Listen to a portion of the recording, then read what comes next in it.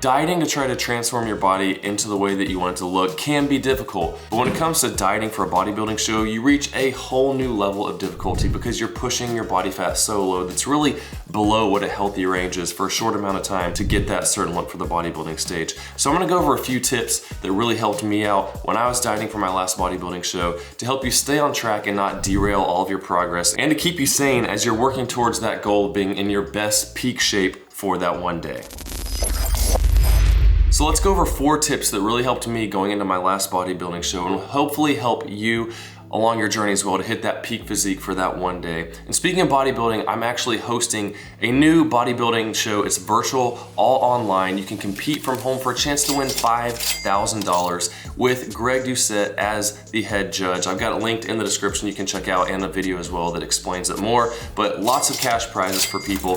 The CamFit Virtual International Physique Competition. You can compete from anywhere in the world. It's gonna be awesome, so check that out. But the first tip is to plan what you're gonna eat during the day. So for me, this really took the guesswork out of it. The day before, the night before, whatever, depending on what we had going on the next day, if I was just gonna be at home like normal, or if you're going out to work or whatever, depending on what your day is. You know, if you're going to work Monday through Friday and you can pretty much plan the same things, it works out easy, because when you get into a habit of doing the same thing, it kind of takes the guesswork out of it. But for me, I would usually start the day with something a little bit lighter, lower in calories, higher in protein, like a Greek yogurt parfait, or my protein oatmeal that I have, or maybe an omelet, something that's like 400-ish calories or less, but has around 40 grams of protein. And that helped fill me up initially, and then I'd plan, okay, I might have a snack at this point, have lunch at this point, and these are the meals I'm gonna have, and I already know how many calories I need to eat for the day, and then which foods I'm gonna use to fill up that calorie amount. I have something to look forward to with what I'm gonna eat, and I'm not gonna be sitting there thinking, oh, you know what, I really feel like eating a peanut butter and jelly sandwich, which I never wanna have, but these random cravings would start coming in for stuff that I normally didn't eat anyway, so I'd be like, oh, I want a peanut butter and jelly sandwich, or I want ice cream or pizza or whatever. Maybe I'll plan to have a lower calorie, more anabolic type pizza, and I'll work that in and say, okay, well, this is gonna be a 700 or 800 calorie meal, even though it's still like 70 grams of protein. But since it's higher in calories, okay, I'm gonna plan on having a lower calorie omelet for breakfast. It's like 250 calories versus my yogurt parfait that's like 400 to 450. So just playing with the stuff like that definitely helps if you're gonna be going out to eat with people, because pretty much every restaurant has an app you can look up ahead of time. And so I can look at that and say, all right, I know I'm going to Chick-fil-A for lunch tomorrow. Well, these are the items that I like to have. I know this salad has a high amount of protein, it's lower in calories, I'm gonna get this dressing.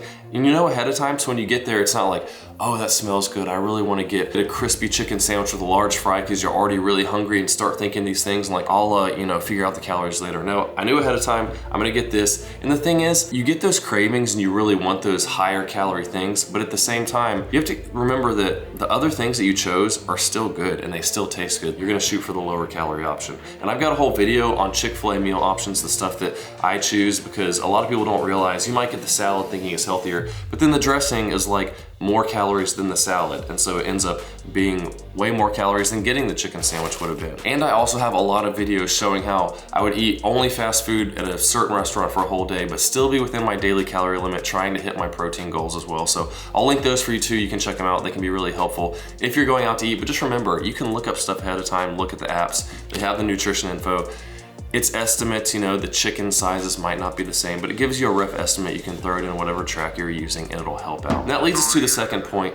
And I will typically eat less in the first half of the day and then save some more calories for later in the night. So I'm not talking about fasting. I actually used to fast for it was like 2 years straight almost, from like 2018 to 2020. It was every day I was doing like 16 to 20 hour fasts. And what kind of happened for me is I would end up being like, oh, I have all these calories at the end of the day. I could eat a whole pizza and be within my calorie limit, not realizing I'm not getting the protein I need throughout the day. And I'm kind of just eating junk food because I have the calories to spend on it later. But once I stopped doing that and started eating protein meals throughout the day consistently, I noticed a big difference in my body composition. My muscle building from 2020 to 2023 was huge. I gained like 27, 28 pounds now, staying pretty much the same relative leanness. So what I would do when I'm getting into that prep and it's getting tougher is I would eat the lower calorie options in the morning. I might have 300 to 400 calorie breakfast initially, or maybe even less, because a lot of times I wouldn't be that hungry in the morning because you've been sleeping, you're kind of waking up, drink some water. I might wait a couple hours, then have like a 300 to 400 calorie breakfast,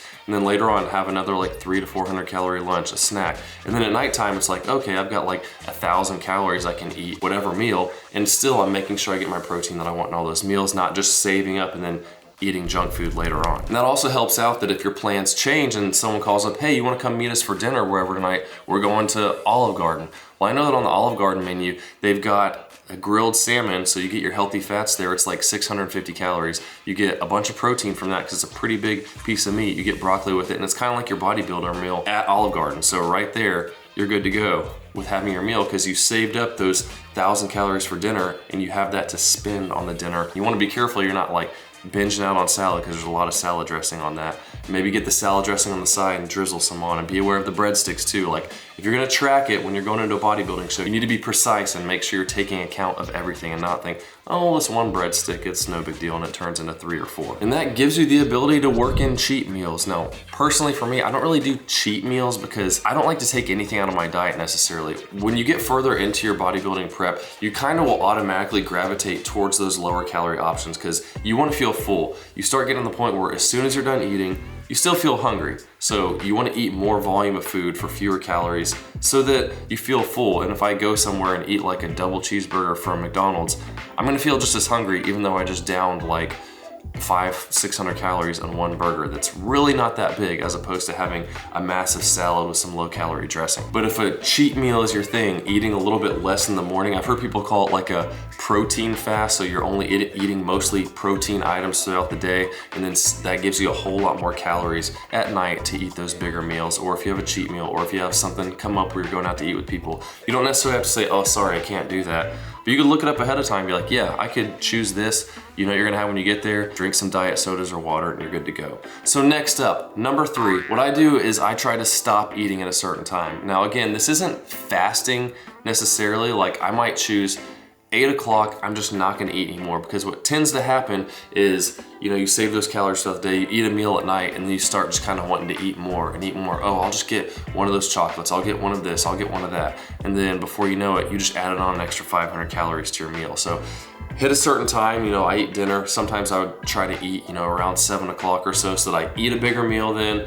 I know I'm gonna go to sleep in a few hours. I'm done eating at 8 o'clock and I'll eat again in the morning. And I say it's not fasting because typically, you know, I would end up eating 8 o'clock in the morning, so that's 12 hours. Usually fasting, you're considering 16 hours of no eating or higher. And you can do it, but you wanna be getting that protein. And so even if I woke up and I wasn't that hungry, I'd still maybe just eat a protein bar or something really light and make sure that I'm getting some protein in, because especially when you're dieting down, you wanna make sure you're getting enough protein in. Which leads us to number 4, and that is making sure you get enough protein per day. So how much do you need? I shoot for 1 gram per pound of body weight daily. I shoot for that whether I'm bulking, maintaining, whether I'm cutting, but especially when you're cutting, you wanna make sure that you're getting enough protein, because when you're dieting down and the leaner and leaner you get, your body doesn't wanna be that lean. It's not healthy per se. So you wanna make sure you have enough protein to spare the muscle, make your body think, oh, I need this. Like you need to be training hard still, just like you did when you're bulking or maintaining.